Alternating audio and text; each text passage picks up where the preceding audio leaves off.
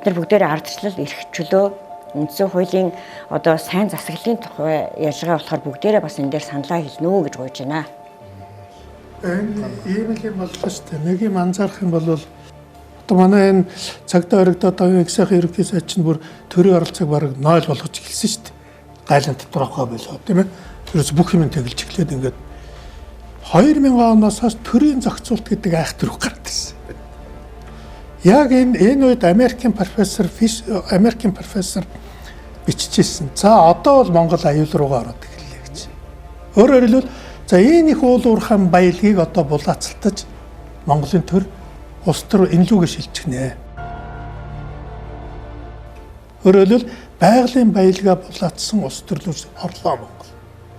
Одоо тэгэх юм бол Монгол бол арчланчуудаа төрч ёсон ч арчлал тэгээ цааш нь хэлсэн мө. Төрч ёсон дуусна гэж. Яг энийг бүр үзмэрч одоо бүр бүгдийг бичсэн мэт байхгүй. Тэгээд одоо 2000 оноос хойш бол яг үүндээ бүх улс төр уул уурхайн баялагаас орж иж байгаа орлогыг булгаацалж байгаа шүү дээ. Яг энэ гой улс төр чард бол ерөөсөө л одоо улс төрд очиж бизнес хийж шүү дээ.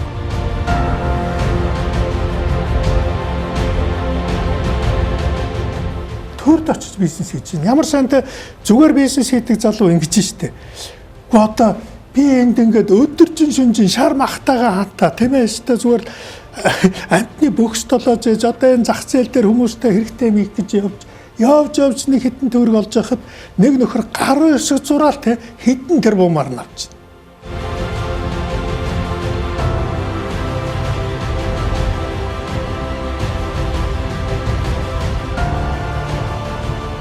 Миний энэ бизнес хийж явах яар нь ямар утга байх юм бэ?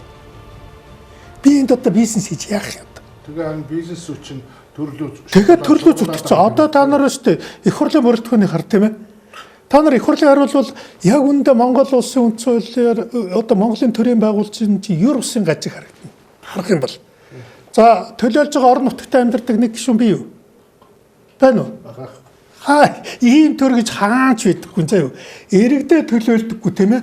Зүгээр нэг Улаанбаатарт амьдардаг хэсэг улсууд зүгээр орон нутгаас очиж сонгуул санал авчгаад ордог ийм төр гэж байдаггүй. Америкт конгрессын гишүүд зочдууд л байдгийг. Бүр ярхан дуусахаар явна тэр чинь тэнд байлахгүй. Дэлхийн Америк биш ерөөсөө Европ бид нар бүгд та нар тойрогтой амьдардаг одоо нэг ч их хурлын гишүүн байхгүй. Хоёрт нь тойрогоо төлөөлдөггүй гэсэн үг шүү. Хоёрдугаарт нь та нар өнөөдөр их хурлын төлөө юуг хар бүрэлдэхүүнийг хар зүгээр л цэвэр бизнес. Тийм үү? Их хуралд гарч байгаа хэргийг хар. Яг үүндээ уул уурхайн баялагаас орж иж байгаа тийм ээ. Уул уурхайн баялаг чинь газрыг үнэтэй болгоцсон. Өөрөөр хэлбэл уулгаагаас орж исэн юм чинь Монголыг үнцэнтэй болохгүй. Тэрэн дээр нь хамгийн гол нь их харамсалтай нь энэ бизнесийнхнийг энэ чөлөө зах зээлийг бол бүр уруу татаж орхисон байхгүй. Бизнес хийж явж байхаар гарын өсөг дурдаг албан тушаад байна шээ. Тийм үү?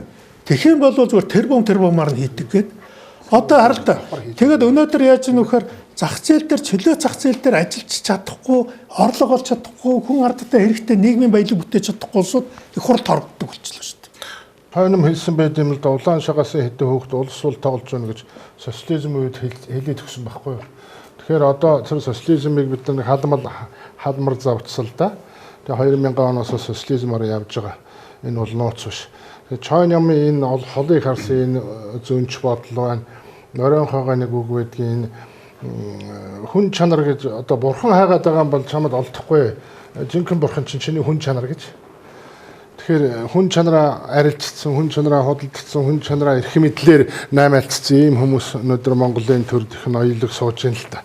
Тэгээ тийм хүмүүс өнөөдөр Монголын үндсэн хуулийг шинжиллээ л дээ. Тэгээ би энэ үндсэн хуулийн тухай ярих учраас бас 92 оны үндсэн хуулийг харлаа. Сая нөгөө шинжилсэн заалтуудыг ингээ харьцуулаад харлаа. Тэгээ би ямар дүгнэлтэнд төрсөн гэвэл 92 оны үндсэн хууль одоо манай нөхдүүдийн чимэдгүй одоо төвчлээд хийсэн энэ үндсэн хууль бол одоо жинхэнэ ягшмал үндсэн хууль болсон юм байна. Зарим хүмүүс одоо 92 оны үндсэн хуулийг яг хойд солонгосын их шиг байна тэр гэдэг донгодод юм байдیں۔ Тэгэхээр үгүй. Ялангуяа түрүү ярьсан та нар хүний эрх мэрхэд тэрийг их малгайд нь тавьж өгснөөрөө 92 оны үндсэн хууль бол өстой алтнаас үнэтэй агуу үндсэн хуулийн байна гэж би харлаа ингэж харьцуулж хараад. Тэгээ би юу гэж бодсон гэвэл шүү дээ. Энэ 92 оны үндсэн хуульд нэг дордсон 7 өөрчлөлт гэдэг нэг юм болсон шүү дээ. 99 он 2000 оны зааг дээр. Эргээл тэр дордхон 7 өөрчлөлтөө буцаагаад яг байранд нь тавиал тэгэл болчих байж угна. Тэгээ одоо шинжилж байгаа нэг энтер гэдэг одоо 5 сарын 25-наас энэ шинжилэл эхлэх юм гин л дээ. Тэгээд 25-наас 5 сарын 25-наас хэрэгжихээсээ өмнө амжих гэж хүний эрх зөрчөөд байгаа юм яагаад. Ер нь үндсэн хууль гэдэг бол онлынхаа үндслээр тэр Америкийн одоо тунхаглаж байна. Энэ улс төр эдийн засгаар одоо хичээлдэг олон хүмүүс байна. Суутнуудын бүтээлээр ингээд сөхөд харж байгаад үндсэн хууль гэдэг бол төрд бэлгэлж байгаа бэлэг сэлт цагаан сарын бэлэг биш. Үндсэн хууль гэдэг бол төрд хазаар хямга тавьж байгаа ийм үйлдэл шүү дээ. Харин эсэргээр хувь хүний эрх чөлөө, хувь хүний харгислал юм уу хүчирхийллээс хамгаалах ийм том баримт чиглэл үндсэн хууль юм. Ерөөс товчхондоо. Үндсэн хуулийн одоо хамгийн сүүлийн нэмэлт өөрчлөлт бол ингээ 25 хоногийн дараа хүчин төгөлдөр болох гэж байна. Тэгэхээр бид нэр яг 92 оны үндсэн хуулийн талаараа бол бас нэлээд сайн ойлголттой болох хэрэгтэй байх гэж бодсон. Ер нь аливаа улсын үндсэн хууль гэдэг бол яг үндсэндээ анханасаа гарсан зорилгыг өгөхөөр төрийн байгууллагуудынхаа хуваарлтыг л зэгцлэх асуудлыг л үндсэн хуулиндаа суулгаж өгч байна. Тэгээд үндсэн хуулийг бол угаас хоёр баадаг бичигдсэн үндсэн хууль, бичигдээгүй үндсэн хууль. Тэгээд бичигдээгүй үндсэн хуулийн сонгодог жишээ нь бол Англи, бичигдсэн үндсэн хуулийн сонгодог жишээ нь бол Америк. Тэгээд Америкийн дээрээс нь үндсэн хуулиндаа бол зөвхөн ерөөс үндсэн хуулиа хөндөхгүй нэмэлт хийгээд явдаг ийм улсууд байдаг. Эсвэл үндсэн хуулиа жоохон байж байгаа шинээр бичээд нэмэлт өөрчлөлт хийгээд явдаг ийм хоёр аргаар өөрчилдөг. Америк бол баталсан цагаас эхлээд бол үндсэн хуулиа бол нэг ч өөрчлөөгүй зөвхөн нэмэлт хийгээд яваад байдаг. Одоо бидний одоо хууль бол ингээд үндсэн хуулиа шинээр найруулж бичээд дээрээс нь нэмэлт өөрчлөлт хийгээд явдаг ийм аргаар манай үндсэн хууль бол явж байгаа. Тэгээ биднээс бол 20 дугаар зуунд бол яг албан ёсоор бичигдсэн үндсэн хуулиараа бол 4 дахь үндсэн хуулийн дээр явж байгаа. 24, 40, 60, 92 оны гэдэг. Дээрээс нь энэ хуулиуд үндсэн хуулиудаа бол бас нэмэлт өөрчлөлт хийгээд ингээд явж ирсэн. Сая түрүүн Баабар хэлжсэн бичигдээгүй үндсэн хууль гэдэг ойлголтоор аваад үзэх юм бол Монгол улс бол 8 дахь үндсэн хуулийн дээр явж байна гэдэг. Тэгээд 92 оны үндсэн хууль бол бид бол байнга ярьдаг ардчилсан үндсэн хуулиа гэдэг. Гэхдээ энэ ардчилсан үндсэн хуулийн суурь нь бол 1990 оны 5 сард 1960 оны үндсэн хуулинд оруулсан өөрчлөлтөөр энэ суурьа бол тавьсан баг.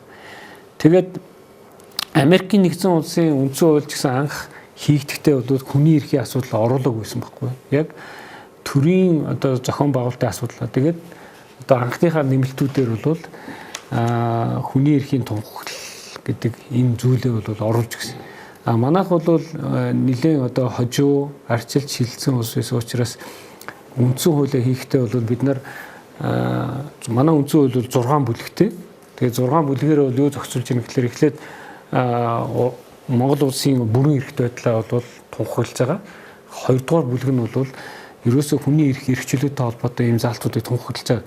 Тэгээд хоёрдугаар бүлгийн 16 дугаар зүйлд бол хүний эдлэх 18 эрхийг бол одоо хамгийн одоо дэлхийн нийтийн сонгодог жишгээр бол тодорхойлж өгсөн байдаг. За түрүүн болд хөтлөгч маань бол асуусан ингээд нөгөө эдийн засгийн асуудлын энэ тэр тусгаар тогтнолын буюу 1-р бүлэг дээр ингээд тодорхойлсон байна гэд.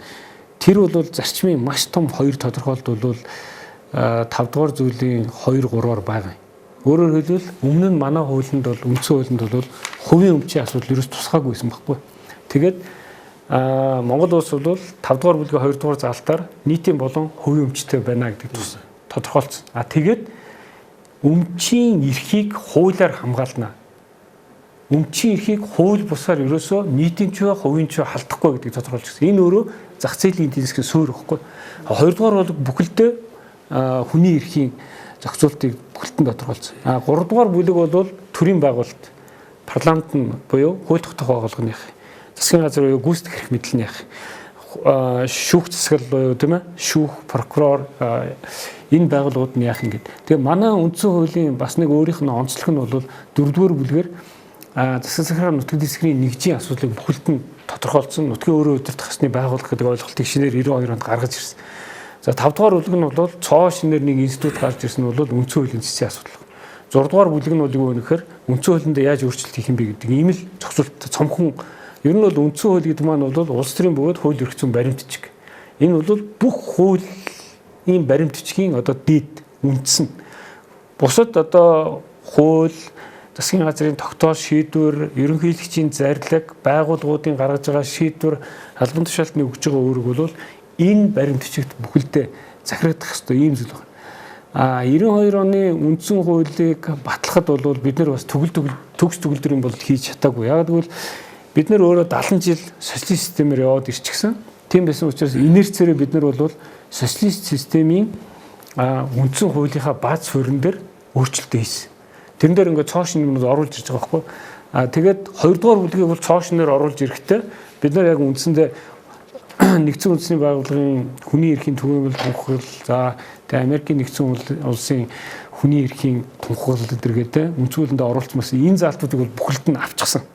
Энэ утгаараа бол бид нар хүний эрхийг яг үндсэн хуулиараа бол үнэхээр хамгаалж чадсан. Энэ 30 одоо энэ 28 жилийн явцад бид нэр хэрэгжүүлэлтэн дээр алдаа тутал гаргаад байна уу гэдэг л ийм л асуудал байгаа байхгүй. Гэтэл манай төрийн байгуулалтын яг 3 дугаар бүлэг бол өөрөө ингээд өнгөрсөн 28 жилийн тухайар дандаа асуудал үүсгээд байгаа байхгүй. Яг тэгвэл монголчууд бид нэр өөрөө дугуй зохицсон. Дэлхийн нийтээрээ бол сонгодог жишг нь бол юу вэ гэхээр ерөнхийлөгчийн засаглалтаа бүгд найрамдах ус, парламентын засаглалтаа бүгд найрамдах ус. Тэр хүмүүс бол гайхаад гэж магадгүй. Яагаад ингэ заавал салгаад байгаа юм гэхлээр ерөөсөө эцсийн дүндээ улс төрийн сонгуулиудын үр дүнгээр юу болдог вэ гэхээр гүйцэтгэх засаглалыг хэн толгоож өдөртөх вэ гэдэг л асуудал. Тэгэхээр сонголт бол ерөөсөө хоёр. Парламентынхаа сонгуулиар дамжаад гүйцэтгэх засаглал засгийн газрын байгууллагадаг байх юм бол энэ парламентын бүгд найрамдах ус гэж. Дотроо бол юу гэдгийг хэмжээт эрхтэй хаанцсахтай парламентын бүгд найрамдах улс, одоо сонгодог парламентын бүгд найрамдах улс олон жишээ байна. Нөгөө талд нь юу нөхөр цэвэр хувь хүнээр дамжиж засгийн газар нь үүсдэг энэ байгууллагыг бол ерөнхийлөгчийн бүгд найрамдах улс. Эхлээд ерөнхийлөгчөө сонгочоод ерөнхийлөгч нь өөрөө засгийн газараа байгуулдаг энэ хэлбэр байгаа байхгүй. Гэтэл манайх бол юу болж хувирж байгаа гэхэлэр бүр дэлхийн бүх одоо үндсэн хуулийн судалгаа хийдэг байгууллагууд англиараа манайхыг юу гэж үздэг вэ гэхэлэр хүчтэй ерөнхийлөгчтэй парламентын бүгд найрамдах улс гэж тодорхойлоод байгаа байхгүй. Энэ нь өөрөө манай яг одоо өнгөрсөн 28 жилийн доторх энэ зөрчлүүдийг ерөнхийдөө бий болгоод байгаа. Тэр нь өөрөө юу гэж харагдаад байна гэхэлэр бид нар бол ингээд 5 ерөнхийлөгчтэй байна. Одоо 5 дахь ерөнхийлөгч үйл ажиллагаа явуулж байна. Гэтэл явуулж байгаа үйл ажиллагаа эрх мэдлийн хуваарлалтыг ингээд харахад 5 өөр үндсэн хуулиар ажиллаж байгаа юм шиг тэгж харагдаад байгаа. Очир удаа нэг өөрөөр, багван дугаа нэг өөрөөр, инх хоёргоо элбүүд орж доод ингээд батлах гэдэг. Нэг үндсэн хуультай байхгүй. Тэгсэн хэрнээ үйл ажиллагаа нь ийм өөр. Асуудал хаана байна гэхэлэр тодорхой институцийг хуулиар хязгаарлаагүйгаас болоод эсвэл тодорхой томьёологоогоос болоод одоо үндсэн хуулиас ургаж гардаг хуулиудыг бол органик хууль гэдэг байгаа байхгүй. Тэр органик хуулиудаар тодорхой институт эрх мэдлийн нэмээд байгаа байхгүй. Одоо их хурл дээр ч юм уу эсвэл ерөнхийлөгчийн институцээр юм уу ингээд нэмээд байгаа учраас өөр хоорондын зөрчил бол ихсээд идэг. За одоо ингээ хамгийн сүүлд хийгдсэн одоо энэ 5 сарын 25-наас хүчин төгөлдөр болох үндсэн хуулийн өөрчлөлт нь орж ирсэн сайн зүйл байна. Зохицуулж чадаагүй хүндрэлтэй зүйлүүд байна. Би бол зүгээр одоо үндсэн хуулийн энэ боловсруулах үйл ажиллагаанд ингээд анхнаас нь олон оролцоод тэр нэмэлт өөрчлөлтүүд эдрийг одоо ажлын хэсэгт нь орж санаачлаа те 90 оных, 92 оных, 99 оных те одоо саяны өөрчлөлтийн ажлын хэсгүүд ингээд ажиллаж исэн учраас цаашдаа одоо гүйцэтгэх засаглал ерөнхийлөгч хоёр бол маш хэмжээний зөрчил бий болгоно. Одоо 20 оны сонгуулиар бий болсон засгийн газар 21 онд сонгогдох ерөнхийлөгчийн хооронд бол маш хэмжээний зөрчил бий болно гэж би хувьдаа үзэж байгаа. Энэ өөрөө бид нар том асуудлаа шийдвэрлэж чадаагүй. Сая бол дандаа зарчмын бус өөрчлөлтүүд хийсэн. Мэдээж дэвшлээ авчирж байгаа өөрчлөлт байгаа. Өөрөөр хэлбэл төсвийн зардлыг нэмэгдүүлэхгүй байхыг үндсэн хуулинд оруулж хуульчлна гэдэг бол маш том дэвшил. Өөрөөр хэлбэл манайх нөгөө 76 сангийн сайттай байдаг гэдэг энэ зарчмыг хязгаарлаж байгаагаар уучлаарай. Хэдүүлээ сэдв болохоор хүний эрх тийм ээ. Тэгээ тэр рүүгээ жоохон ойртож байна. Гэхдээ би миний санаа бол ингэж ахгүй. Эхлээд энэ үндсэн хууль чи өөрөө юу юм бэ? Тэгээ үндсэн хуулинд орж байгаа нэмэлт өөрчлөлтүүд нь юуг зохицуулаад юу дутагдаад байгаа. Бид нар дахиад юутад тулах гэдэг юм. Би бол хэлж байна. Бид нар 92 онд дотлоод 7 жилийн дараа өөрчлөлт хийсэн 99 онд. Дахиад 17 жилийн дараа нэлээд том хэмжээний өөрчлөлт хийж байна. Тэгсэн мөртлөө суурилга ерөөс орж чадахгүй байхгүй. Би бол Батболго ерөнхийлөгч сая энэ үндсэн хуулийн нэмэлтэн дээр бол зарчмын хамгийн том асуудлыг хүндсэн байхгүй. Бид нар ингээд маш олон зүйл өөрчлөх гээд байна. Суураараа Монгол улс чи ерөнхийлөгчийн засаглалтаа усах юм уу? Эсвэл парламентын бүгд найрамд усах юм уу гэдгийг тодорхой болгооч гэдэг. Энэ бол ёстой нөгөө асуудлыг хавиргаар нь тавина гэдэг шиг бүх хэмиг цэгцэнд нь оруулж байгаа асуудал байхгүй. Гэтэл энийг шийдэг дахиад орхио авчихсан. Энэ асуудал дахиад одоо 21 оны дараа гараад ирнэ. Өөрөөр хэлбэл 20 оноор хин засгийн газраа байгуулж хүчтэй ерөнхий сайд болох юм. Хин маш хүчтэй ерөнхийлөгчтэй ингээд зөрчилдөд эхлэх юм. Би яагаад манай улсын ерөнхийлөгч хүчтэй маш хүчтэй гэж хэлээд байгаа юм гэхээр бүх засаглалд оролцдог байхгүй. Гүйц засаглалд оролцсон, хууль тогтоох засаглалд оролцсон, шүүх засаглалд оролцсон. Энэ эрхүүдээ бол үндсэн хууль болон органик хуулиудаар авцсан. Энэ дээр бол одоо бидний хууль, эрх зүйн мэдлэг, түүх, за ингээд явж ирсэн нийшин түүхийн одоо улс төрийн зөрчилдөөнөөс бий болоод хувь хүнээр дамждаг институтээр маш хэмжээний эрх мэдэл очиж байгаа байхгүй. Тэгээ эн чинь өөрөө парламентаар дамжиж гарч ирж байгаа гүйц засаглалтаа маш хэмжээний зөрчил бол үүсгэнэ. Энэ эргээл дахиад бид нэр үндсэн хуулийн өөрчлөлтийн тухай ярих энэ асуудал руу ороод эхэлнэ. Би энэ одоо сая орсон үндсэн хуулийн өөрчлөлтөнд хамгийн нэгдүгээр төсөвтэй холбоотой маш сайн заалт орлоо гэж бодсон. Хоёрдугаарх нь бол засаг захиргааны нэгдэх асуудлыг зохицуулсан сайн өөрчлөлт орсон. Энэ хоёр дахь сайн өөрчлөлт. Бусдууд нь бол яг нэг үгүй хэлэхэд бол одоо дэвшил авчирсан өөрчлөлт бол бараг байхгүй наа. Одоо манайх нь болохоор дан дээл давхар дээл гэдэг. Энэ бол дандаа хэлбэр яриад байгаа байхгүй. Угтаа парламентын бүгд найрамд улс байх юм бол парламентаас үүдэлтэй гэх юм бол засгийн газрын гишүүд бүгд парламентын гишүүн байх хэрэгтэй. Ийм сонгодог юм руугаа явахгүй одоо хэлж байгаа шүү. Дөрөв нь парламентын гишүүн байна. Бус нь бол парламентын гишүүн байхгүй гэдэг. Тэгэхээр бид нар засгийн газар чинь парламентаас дамжиж үүсэж байгаа юм бол сонгуульд орж байгаа ерөнхий сайд намын дарга. Би ялвал ерөнхий сайд болно. Миний баг инээ. Тэгтээ миний багийн ийм сайн хүмүүс сонгуульд орохгүй. Яг тэгвэл бусдууд нь ороод ялд байгуулсны дараа энэ хэдийгээ би засгийн газрын гишүүн болгоно. Парламентын сонгодог тогтолцоотой нэг ч улсад ийм байхгүй. Яг тэгвэл Германыг чаар, Японыг чаар, Англиг чаар. Засгийн газартаа орж ажиллах тэр хүмүүс чинь бол намуудынх нь лидерүүд нь байгаа байхгүй. Тэр хүмүүс эхлээд ард түмнээс мандат авчих. Их хурлын гишүүн болж байна. Парламентын гишүүн. Тэрний дараа засгийн газартаа орж ажиллаж байгаа байхгүй. Гэтэл манайханд эсэргээр юу болж ард түмнээс мандат авсан хүмүүсээс тусдаа хүмүүсээр засгийн газараа байгуулнаа гэдэг. Энийг данд хэл давхар дээл гэж яриад байгаа. Тэгээд аль болохоор олон хүн байгаа нь парламентд нөлөөлөд байгаа парламентынхаа тоог нэмэгдүүлэх асуудлыг. Ерөнхийлөгчийг би ямар зарчмын 3 аюул сайн асуудал хүндсэн бэ гэхлээр нэгдүгээр энэ өөгчвш булчирхаач ш байгаа юм а тодорхой болгочих гоо. Эсвэл парламентын эсвэл ерөнхийлөгч. Дараа нь энэ хугацаагаа парламентаа 5 жил, ерөнхийлөгчөө 6 жил болгочих. Тэгэхгүй ингээд 4 жил тутам сонгуул явуулаад идгээ болиё гэж аахгүй. 5 жилд нэг л удаа сонгуул явуул. Хэрвээ бид парламентын сонгуульд зарчим авчих юм бол ганцхан удаа улс төр чинь 5 жил. Тэгээд ерөнхийлөгчөө парламентаас сонгож. Тэгэхгүй одоо манай хамгийн том өндөрлөл чинь 4 жилийн дотор бид 3 сонгуул хийгээд байгаа байхгүй. 100 сонгуул хийчихэд арайх засгийн газараа байгуулад намар нь орон нутгийн сонгуул хийчих. Тэгэхээр нөгөө засгийн газар ажил хийж чадхаа болчихно. Орон нутгийн сонгуульд нөлөөлнө гэдэг. Арай гэж нэг 5-6 сарын дараа сонгуул явуулаад дахиад амьсгаа аваад 6 сарын дараа ерөнхийлөгчийн сонгуул болж байгаа. Тэгэхээр ёстой нөгөө сонгогдсныхаа дараах эхний 1 жил реформын шинжтэй маш хүчтэй өөрчлөлтүүд хийдэг засгийн газар ажиллаж чадхаа болчиход байгаа байхгүй. Дараагийнхаа 2 сонгуулиас болоод ингээд ерөнхийлөгчийн сонгуул дууссаны дараа нөгөө засгийн газарт чинь 3 жил ажил хийх боломж. Сонгуулийн сүүлийн жилийн ажил ингээ 2 жилийн ажилтаа болчиход байгаа байхгүй. Тийм учраас бидний сонгуулийнхаа тоог багасгаад хугацааг нь арай нэмэгдүүлсэн бол илүү их үр дүн гарах энэ болцоо харагдаад байна. Энийг бол бас хэрэгжүүлж чадаагүй байхгүй. Парламентын гишүүд дан дээл давхар дээлтэй байх зохицуулт бол хүн амынхаа тоотой бол уйлдсан. Бидний 92 онд үндсэн хуулийг баталж яхад манай хүн амын тоо бол 2 сая байсан. Одоо хүн амын тоо 3 сая 200 мянга. 3 сая хүнтэй нийт дэлхийн улсын парламентын дундаж тоо 100 байхгүй. Тэгээ манайх бэлэгдэл яриад 99 108 гэдээ ярьдаг. Гэхдээ парламент гэдэг бол улсын төлөөлөл байхгүй, жижиг улс байхгүй. Тийм учраас хүн амын тооны төлөөлөл парламент дээр тусчих хэвээр. Тэр утгаар нь аваад үзэх юм бол энэ зохицуулалт бол хийгдэж болох гэсэн. Энэ бол дахиад хөндөгдөд гараад ирэх ийм асуудал байгаад байгаа маа. Тэгээд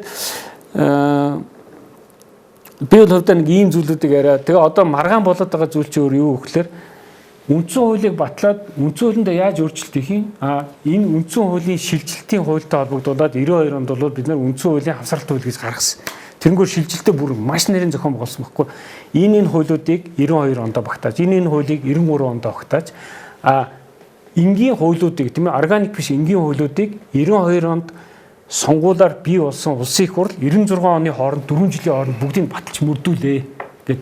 Гэтэл сая энэ өнгөрсөн 19 оны 11 сард баталсан үндсэн хууль түүнийг одоо хүчин төгөлдөр болоход дагаж мөрдөх хууль дөрвөн залтын журмын тухай хууль дөрвөн залтад тэр ерөнхий залтаараа бол 5 сарын 25 гэхэд бүх хуулиа баталсан баг. Үүрэгтэй болчихдог. Зөвхөн тоо зааж байгаа хоёрхан зохицуулалт байгаа. Нэг нь болохоор намын тухай хуулийг 28 онд хэрэглэнэ. Дархан Эрдэнэт хоёрыг бол 20 оны эхний хагастай багтааж хот тосны зохион байгуулалтыг шийдвэрлэнэ. Тэр хугацаатай хоёрхан залт. Бус нь хугацаагүй байхгүй. Тэр нь өөрөө юу хэлж байгаа гэхээр 20 оны 5 сарын 25 гэхэд бус нь бүгд хүчин төгөлдөр дагаж мөрдөгдөх ёстой. Тэгээд манай үндсэн хуульчин бол дуусахтаа гэж байгаа шүү дээ. Мэдэгтэн, сахигтэн. Өөрөөр хэлбэл энэ үндсэн хуулийн үйлчлэлээс давж гаргасан албан тушаалтан, институт, нам, олон нийтийн байгууллага хөөхөн байж ерөөсө болохгүй байхгүй.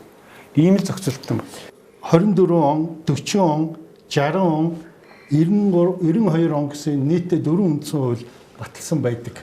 Тэгээд энэ тухай одоо Баабургаас нэг давчхан түүх сонсъё гэж бодсон. Тэгээ бас түрүүн бид нар энд ингээд яриа сууж явахад бас 49 оны нэмэлт өөрчлөлт гэж бас юм байсан байна. Тэр тухай бол бидний хинч мэдэхгүй байсан байлаа. Тэгээ энэ тухай тавч түүхийг сонсъё танаас. Хамгийн анхны үндсэн хуулийг бол Америкийн нэгдсэн улсад бий болгосон. Сонирхолтой нь бол хоёр дахь үндсэн хуулийг 1793 онд Польшид бас хийжсэн. Гэхдээ Польш сүүлд нь Австрали, Прус, Орос руу хувааж аваад ингээд энэ улс нь өөрөө 18 он хүртэл байхгүй болчихсон. Хоёрдугаар үндсэн хуулийг бол 1921 оны намар гаргасан энэ ерөнхий сайд бодоогийн хийсэн хууль байгаа. Энийг бол түүхэн дандаа тангарахын гэрээгээ тавьсан байгаа. Энэ бол одоохон Монгол улсын хааныг богдуулсан шүү дээ. Хааныг бол одоохон шашнаа хариуцсан. Гэхдээ бол төрд одоо юу гаргаж байгаа хуулиудын дээр нь бол юу бойкот хориг тавих одоохон эрэхтэй энэ гэсэн юмнууд чинь одоогээ байж байгаа тийм. Ингээд хэмжээл ихт үндсэн хуульд улс болж яасан. Энэ бол 1921-с 24 оны хооронд бол хэрэгжижсэн. Энэ нь бол өөрөө дахиад бас л үндсэн хууль яагаад гэвэл бүхэл одоо нийгмийн байгууламжтай өөр дөр нь бол ийм одоо хууль эрхийн асуудал тавьж байна.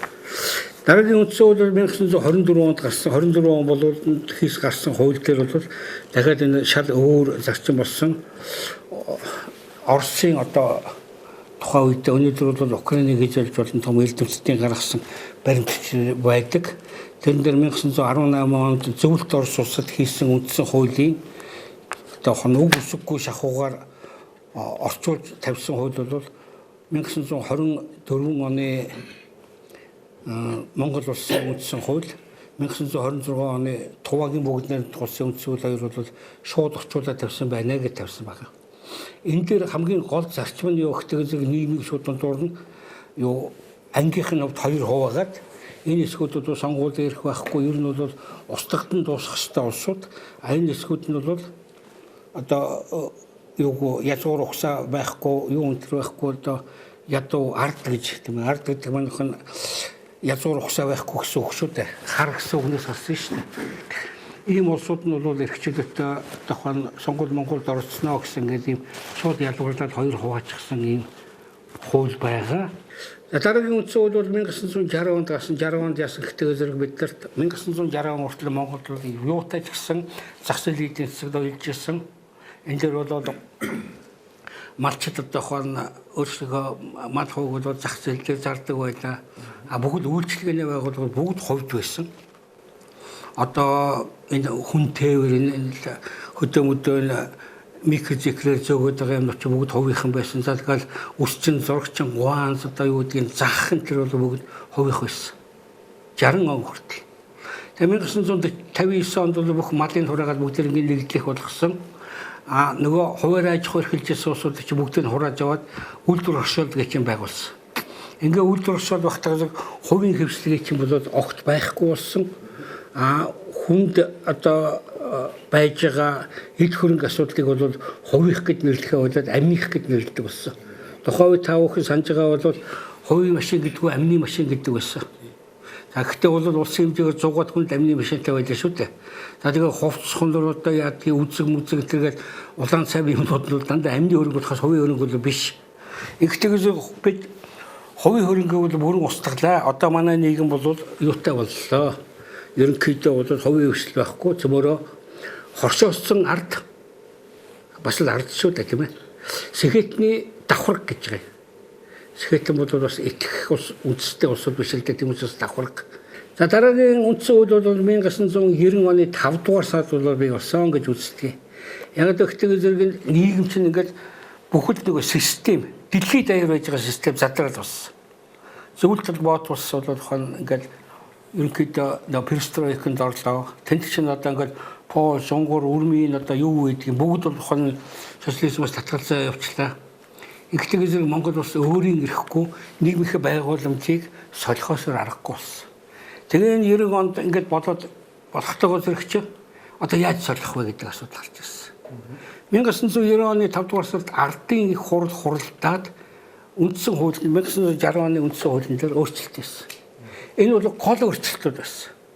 Энэ өөрчлөлтөн дээр нэгдүгээрт бол Монгол ардын уусгалтаа бол нийгмийг тэргүүлэх цорын ганц хүчин гэдэг имийг авч ирсэн.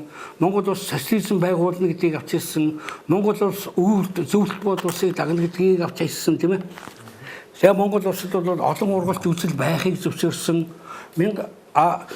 Бүх одоо эрх мэдэл бол улсын парламентод очно. Парламент бол байнгын үйлдэлтэй байна. Тэгэхэд бол парламентыг сонгуулаа хийн гэдгийг бол 1990 оны 5 дугаар сард хийсэн одоо хууль байгаа. 1992 оны үндсэн хууль бол ердөө энэ 90 оны тэр өөрчлөлтийг улам одоохон бичгийн хэлбэрт оруулаад тийм ээ олон нийтээр хэлцүүлээд ингэсэн болохоос биш үндсэндээ өөрчлөгч юм байхгүй. Тэгэхээр 92 оны үндсэн хуулиасаа илүү чухал юм бол 1990 оны 5 дугаар сард болсон үндсэн хууль. Өнөөдөр бол нэг арчсан үтсэн гарч ирээд гудамжинд оролцоор хагаад улсаа эвдээ хийсэн гэж ярьдаг бол шал худлаа. Ягаад гэвэл тэр үндсэн Монгол улсын нийгмийн байгууламжийг тэр чигээр нь өөрчилж одоогийн нөхцөл байдалд оруулсан 90 оны 5 дугаар сарын ардын хурлын чуулган дотор арчсан үтснээс ширхэгч хүн байгаагүй. Тийм эрх мэдэл байгаагүй. Энэ өөрчлөлтийн үндсэн эцэг нь бол чи мэдгүй тийм ээ. Ингээд хийгээд тэгээд бол ийм өөрчлөлт хийхийг олон намууд зөвшөөрч байна гэдэг асуудал дээр 90 оны 4 дугаар сарын эцсээр Монгол Ардын Умсгалт намын санал болгосны дагуугаар бүх намууд гарын үсэг зурхад би өөрөө социал демократ намын төлөө зурсан үндэсний ардчилсан намын төлөө гамбал зурсан үндэсний дэвшил намыг ардчилсан намыг нөхөр бол одоо би зурхгүй мурхгүй хөвсгөлийн бөөн юм болчихсон байсан. Тэгж тэгэл бид чинь гооч ойлгуулаад тэгсний дараагаар чинь би яаж тэр одоо хөвсгөл гарч байгаа өвсгөлөнгийн чинь эсэргүүцэж ийм юмн дээр зурх гэж тэгээд манай батууд ойлгож зураад тэрний дараагаар бөөн урагчаараа дуудуулаад ийм юм болсон. Энэ бол Монголын ард түмний нийт ард түмний хилцэл юугаар бий болсон бид үндсэн зарчмаасаа ингэж өөрчилж яана гэсэн аюул том тунхаг байсан. Энэ тунхаг бий болсноороо бол бид нар хууль эрх зүйн хувьд бол өөр нийгмийн байгууламж руу орсон. Дараагийн үндсэн хуулийн одоохон өөрчлөлт бол 1999 оны 12 дугаар сарын сүүлчээр бол болсон үндсэн хуулийн дах дорцсон 7 гэдэг ийм болсон. Энэ дээр юу зассан гэхдээ зэрэг 1992 оны үндсэн хуулийн дээр байж исэн гажигуудыг засах ганцхан тэм зорилттой болсон. Яг гэвэл тэрэн дээр юу одоо хонох нь батлан жилнэ гэдэг үгийг дандаа зөвшнө гэдэг үгээр тавьсан байсан. Энэ үг чинь өөрөө их ашиглагдсан учраас улсын их хурл маань өөрөө ерөнхий сайдад тавих ерөөсө болцоог болцсон. Нөгөө юу чинь олонх гэдэг маань бол цөөнх гэдэг нь бойкотлох, хурлыг цааш нэг төрийг бол ерөөсө бүр явуургүй болгох ийм үндэс болж явсан. Энэ юмнуудыг засахгүй бол болохгүй нэ зөмөрөө. Одоо зөвшнө гэдэг үгийг чинь ашиглаад одоо ерөөсө бүр хориг тавьдаг, тас хөдөлдөг юм болох гээд байна гэж. Инхээр 1900 элбэгдэрчийн засгийн газар огцсны дараагаар засгийн газар байгуулахын тулд бол нийтдээ тухайн үеийн ерөнхийлөгч рүү 10 удаагийн хүний нэр оруулж ирсэн байдаг. Түүний дотор харсан гамбал төлөв 7 удаа орох хэмжээтэй. За Баатуул орсон, Ган хоёыг орсон, юу ч орлоо тийм ээ. Энэ ч бол төрийн бүх механизм ч бол гацж байгаа байхгүй. Тэнд гацаа гаргахын тулд бол нөгөө квотын хэмжээг бол 34% болгосон. Ерөнхийлөгчийг бол хон зөвөр саналаа оруулаад тэдэн хоногийн дотор хариугаа өгөхгүй юм уу яахгүй бол их хурд өөрөө шийднэ гэж. Яг тэгэхээр энэ чинь парламентын засаглалтай улс болохоос ерөнхийлөгч засаглалтай улс биш засгийн газар ерөнхийлөгч хоёр бол хоорондоо зайтай ийм хуулийн үндсэн санаа чинь байгсан. Зүгээр үг үсэг ингээд ашиглаад ингэдэг ийм болох гээд байна гэдэг асуудлыг тавьсан. Энэ 7 өөрчлөлт бол үндсэн хуулийн цэцмэсээр ороод бөө юм болохтой голдуу процедур дээр нь процедурын алдаан дээр нь одоо хаяглаад нэг баах үүдсэн болохоос энэ аюул их нэмэр болсон юм хууль байдаг юм аа өөрчлөлт. Одоо ч тэр хууль бол сая үндсэн хуулийн өөрчлөлтөөр хүчтэй өдөр байгаа хаа. Дараагийн үндсэн хууль бол одоо саяхан хэдхэн хоногийн өмнө бий боллоо. Одоо бүх маргаан дагуулж байна. 1992 оны үндсэн хууль дээр шилжих процесс хэдхэн сарын дараа 2 сарын 13-аас хойш 7 сард хэрэгжих хоорондох бүх механизм бол маш тодорхой байсан. Энэ тодорхой байсан учраас тийм одоо үр дагавар байж байгаа дараагийн 1992 оны 100 болох сонгуулиар одоо бүх асуудал бол ингээд бүрэн шилжнэ гэдэг ийм шилжилтийн юм чимэдгөө бүгдээрийн маш тодорхой хийж өгсөн юм аа. Сая одоохон энэ өөрчлөлт хийснийхээ энэ шилжилтийн асуудлыг шийдээгүй учраас тэгж ярих юм бол 2020 оны 5 дугаар сарын 25-нд бид нар юунаас юу руу яаж шилжих гэж байгаа нь бол тодорхой биш байгаа.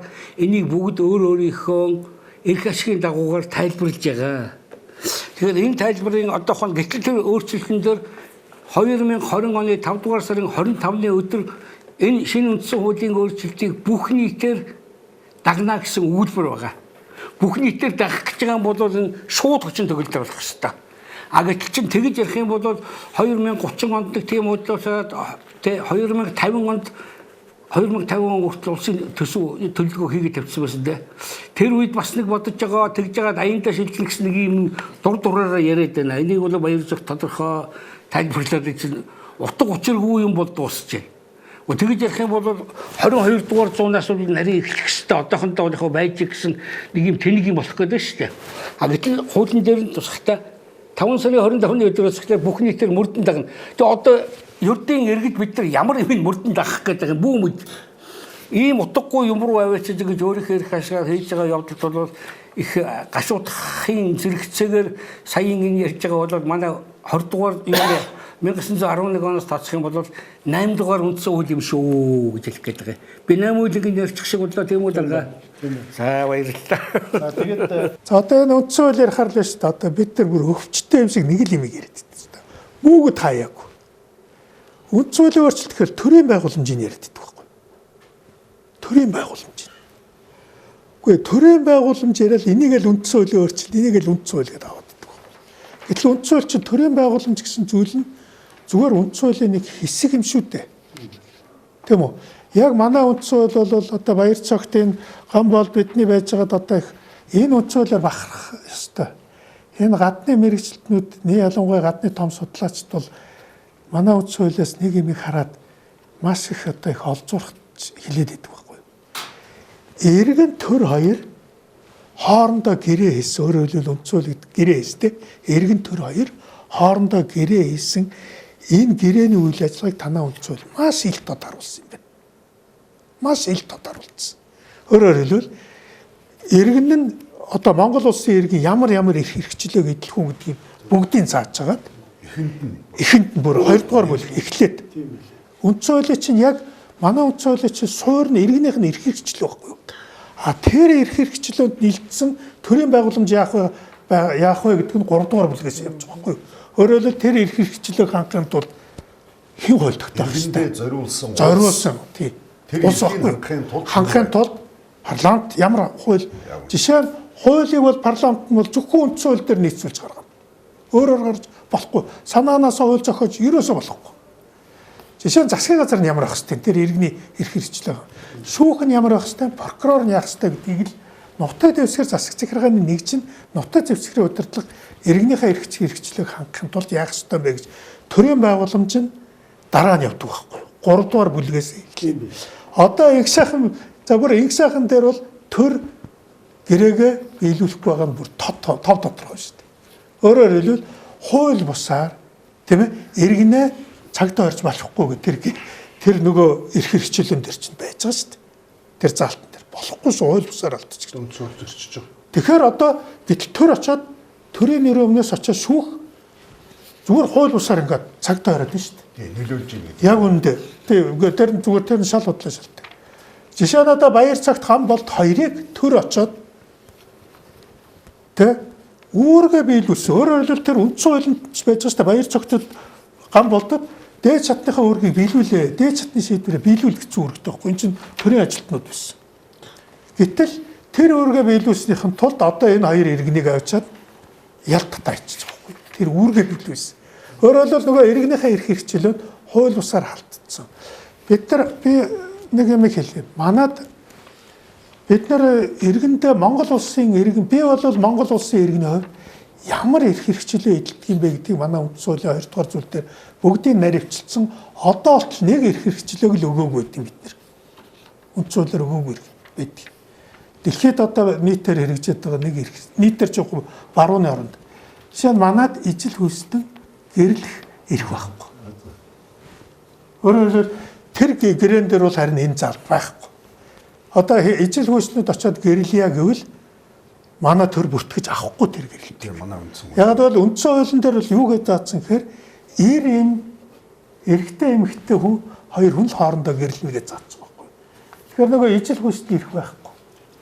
За юу. Тэрийг бол харин бид гэрээнд тусгаагүй.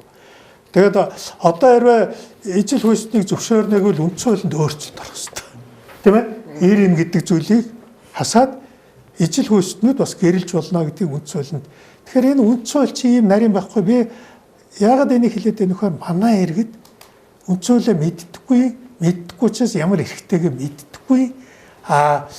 Тэгээд мэддэггүй учраас прокурор шүүх далайсан газараа тэдний эрх хэрэгчлээг зөрчиж байгаадаа юу ч ярьдаггүй. Төр гэрээгээ бил зөрчөөд байна шүү.